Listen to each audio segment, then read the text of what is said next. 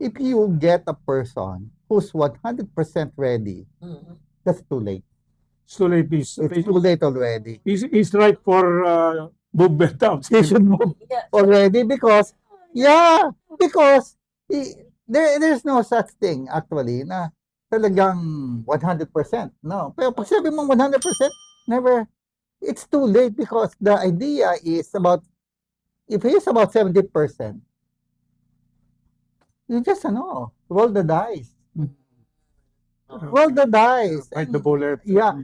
The idea is, how do you design it in such a way that the probability of success remains high?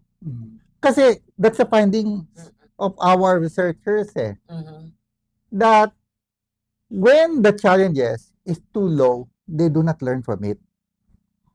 But if the challenge is too much, they suffer burnout. Burnout. So they fail.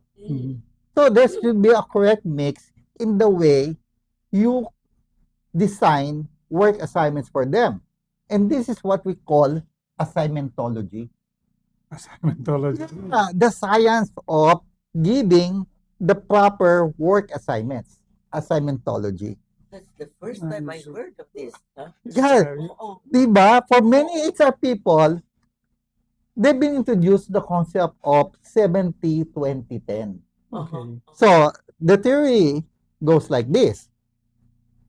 70% of learning happens on the job. Okay. Okay. 20% comes from your social interactions, especially mentors and coaches. And 10% from classroom learning.